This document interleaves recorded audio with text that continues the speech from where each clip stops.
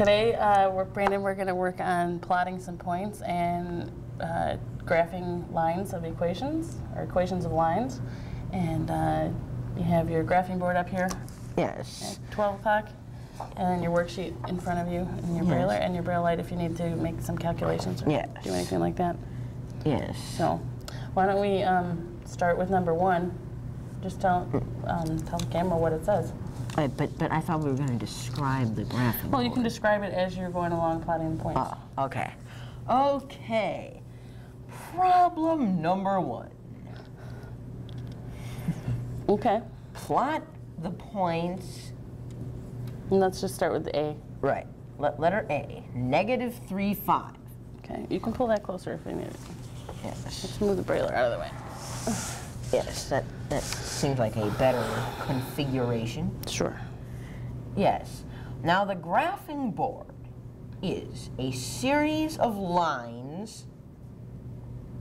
Ooh, wait, that's the piece of graph paper. Okay. Sorry. The piece of graph paper is a series of lines, which a couple of those lines are puffy paint lines. What are those? What does the puffy paint represent? The axes. The horizontal axis is the x. X-axis, yes. X-axis, and the vertical axis is the y-axis. Right. So let's plot point. X-axis, y-axis. Let's plot point A, which was negative 3, 5. A is negative 3, 5.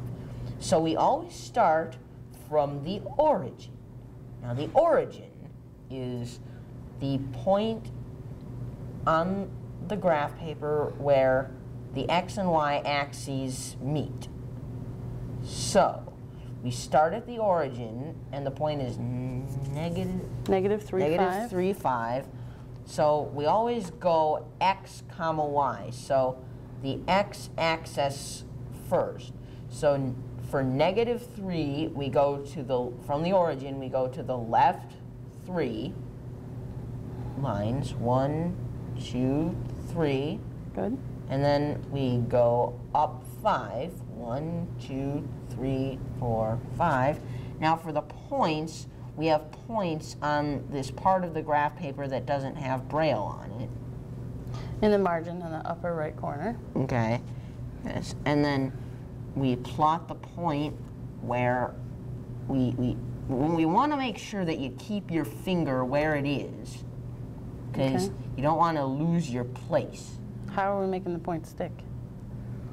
We pat it down like that. It's a cut-up wiki stick. Yes. We're using for points. Cut up wiki stick. Okay. Okay. So that's point A. Yes. Now, skip ahead to question 2. It says, what quadrant does each of the above point lie? So what quadrant is point A in? So point A would be in quadrant 2. Right. Good. So I'm just going to mark that down here on the sheet. You can remove point A. I don't want you to get that confused with the other points. Okay. It's all right. Go ahead and plot point B, which is negative 1, negative 3. Okay. Negative 1, negative 3. So we always start from the origin. So and we always go x comma y. Okay. So negative 1, so we go to the right 1. And then for negative 3, we go down. Be careful. You're doing negative 1, negative 3. So starting from the origin, which direction are you going to go? Right or left? Okay, so negative 1, negative 3. So you need to go to the left 1. Good. Sorry for that. That's all right. Gentlemen. So, and then we go down 3, 1, 2, 3, and get a point from here. You got the point. Make sure you leave your finger in its place so that you know where to put the point, and put the point So you don't want to there. leave your finger anywhere else. Okay, good. All right, so skipping ahead again to question 2, what quadrant is point B in? So this would be in quadrant 3. Good.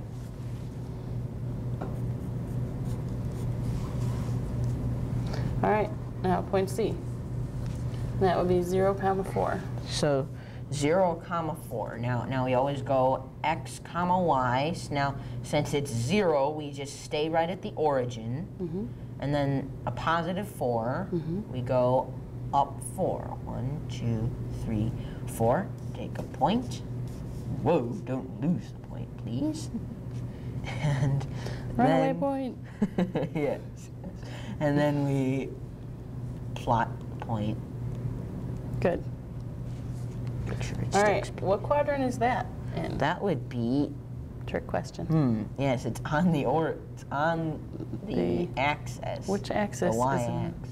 it? Right, so does it have a quadrant? It doesn't have a quadrant. Good. A plus. How about point D? That would be 4, 2. Okay, so put that point off to the side there. And 4, 2, always going, again, x, y. So we need to go to the right. Now this is from the origin again. So we go to the right, 4, 1, 2, 3, 4. Go up 2, 1, 2. Take a point from the, what do we call that? Is The that upper right corner. The upper right In the corner. margin. In the margin. And we stick it down Good. on the spot. What quadrant? That would be in the first quadrant. Good. What is that strange sound? That's the video camera. Okay, so if you had a point that had the coordinates of a positive number for the x and a negative number for the y, what quadrant would it be in?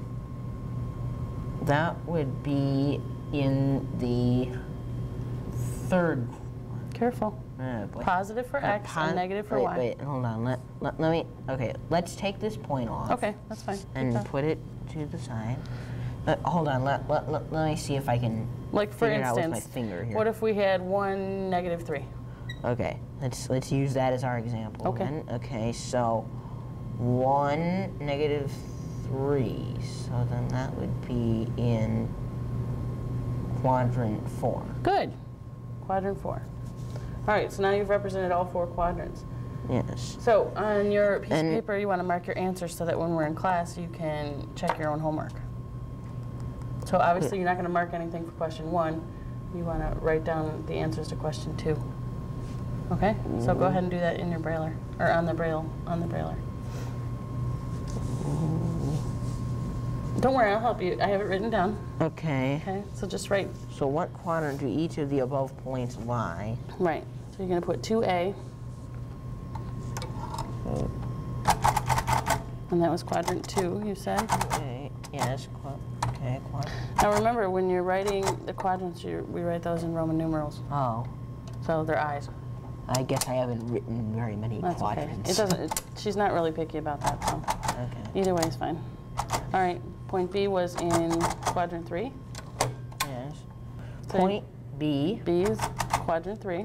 Quadrant 3. Roman numerals. (6). Okay. And then point C.